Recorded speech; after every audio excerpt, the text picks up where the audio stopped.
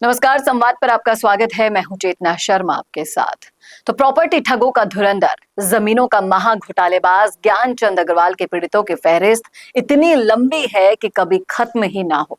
ज्ञानचंद अग्रवाल वो शख्स है जिसने प्लॉट बेचकर ही नहीं लूटा, बल्कि सपने बेच के लोगों को लूटा है। 150 करोड़ से ज्यादा का खेल, 300 से ज्यादा एफआईआर और एक ऐसा नेटवर्क जो सालों तक सिस्टम की आंखों में धूल झोंकता रहा। इस पूरे मामले का कथित मास्टरमाइंड है ज्ञानचंद अग्रवाल, जिस पर यह आरोप है कि उसने एक ही प्लॉट कई लोगों को बेचा, फर्जी दस्तावेज बनाए और लोगों से पैसा लेकर कभी जमीन दी ही नहीं। ये सिर्फ एक साधारण फ्रॉड नहीं है भाई साहब, बल्कि एक पूरा सुनियोजित सिस्टमैटिक क्राइम था। इस घोटाले की सबसे मजबूत कड़ी मानी जा रही है महेश नगर जयपुर में दर्ज एफआईआर नंबर 0380, जिसमें शिकायतकर्ता आशीष गर्ग ने ये बताया उन्होंने साल 2006 में नारायण सरोवर योजना में प्लॉट खरीदा था, पूरी की पूरी रकम भी चुका दी थी और कब्जा पत्र भी उनको मिल गया था, लेकिन जमीन उनको कभी नहीं मिली।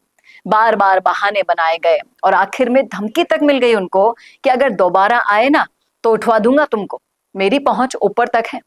आप सुनिएगा इस बाइट में। सर, मैं 2006 में इन्होंने एक कॉलोनी काटी थी कृष्ण सरोवर नाम से, उसमें मैंने 2 प्लॉट खरीदे थे इनसे। 2 प्लॉटों में बाद में इन्होंने किस्तों में पैसे लेते रहे। किस्तों में पैसे लेकर फिर बाद में इन्होंने जब पोजीशन की बात आई तो इन्होंने प्रोविजनल पट्टा दे दिया हमें, और जब हम पोजीशन लेने गए तो मौके पे ज़मीन नहीं थी। फिर हम 2-5 साल तक इनके चक्कर लगाते रहे। सुबह 5 बजे घर पे कई बार मिलते, कई बार नहीं मिलते।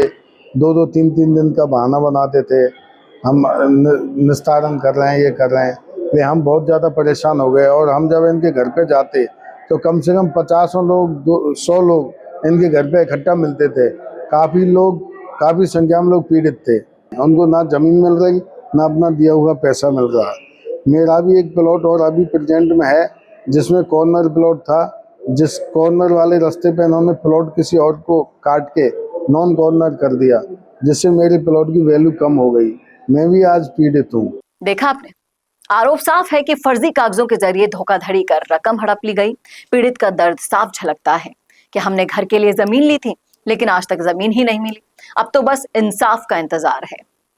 साल 2026 में इस मामले में एक और नया मोड़ लिया, जब नारायण विहार थाने में एफआईआर नंबर 0105 दर्ज हुई, जिसमें पवन शर्मा ने खुलासा किया कि 2023 से 2025 के बीच लगातार अलग अलग लोगों से पैसा लेकर नकली प्लॉट बेचे गए।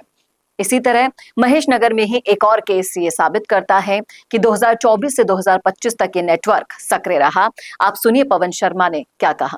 उन्होंने हमसे पूरा जमीन का पैसा ले लिया। अब जैसे जैसे जमीन के भाव आसमान छू रहे हैं तो वो हमें पोजीशन दे रहे नहीं और हमारे साथ धोखाधड़ी कर रहे हैं। बद्री बागड़ा और लखन चंद अग्रवाल एंड ज्ञानचंद अग्रवाल और किशोरी, इन चारों ने हमें बहुत परेशान किया।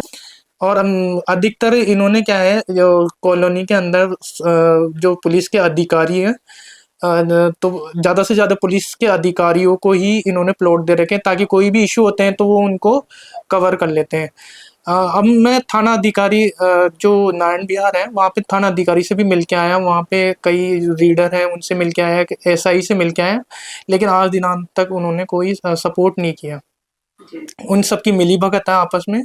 यानी कि ये कोई घटना नहीं थी, बल्कि एक पूरा संगठित रैकेट था जो लंबे समय से लोगों को अपना शिकार बना रहा था। और सबसे चौंकाने वाली बात पता है क्या है?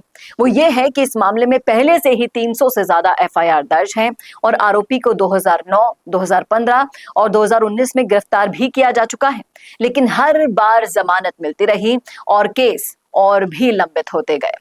और यही सबसे बड़ा सवाल खड़ा करता है, क्या कानून की धीमी प्रक्रिया ने इस घोटाले को बढ़ावा दिया? पुलिस कमिश्नर सचिन मित्तल से जब हमने मुलाकात की, उनसे पूछा, तो देखिए उन्होंने क्या कहा। इस तरह के हैं, उनमें तफ्तीश चल रही है।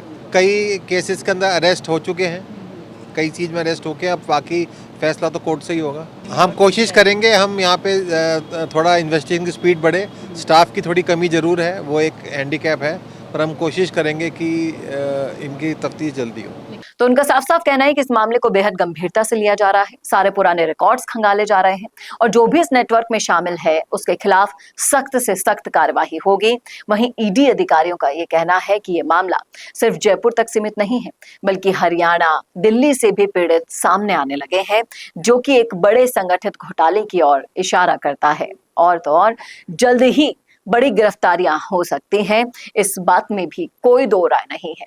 और इस पूरे मामले में सबसे ज्यादा नुकसान उन लोगों का हुआ है जिन्होंने अपनी जिंदगी भर की कमाई इसमें लगा दी।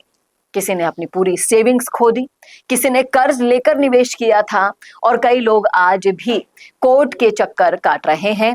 कुछ पीड़ितों की माने तो उन्हें तो जान से मारने तक की धमकियां मिली हैं। अब सबसे बड़ा सवाल ये है, क्या ईडी की ये कार्यवाहियां इंसाफ की शुरुआत बनेगी या फिर ये मामला भी बाकी फाइलों की तरह दबकर रह जाएगा? जयपुर के इन पीड़ितों की आंखों में आज भी उम्मीदें नजर आ रही है। उन्हें सिर्फ एक ही चीज चाहिए और वो है इंसाफ। अपनी मेहनत की गाड़ी कमाई से खरीदी हुई जमीन। अब देखना वाकई में दिलचस्प होगा कि आखिर कब मिलता है उनको अपना ये हक। अगर आप भी पीड़ित हैं तो आप हमसे संपर्क कर सकते हैं और ज्यादा से ज्यादा इस वीडियो को शेयर कीजिए ताकि जिम्मेदार लोगों के कान खुलें, आंख पे पड़े हुए पर्दे हटें और कार्यवाही जल्द से जल्द हो। नमस्कार।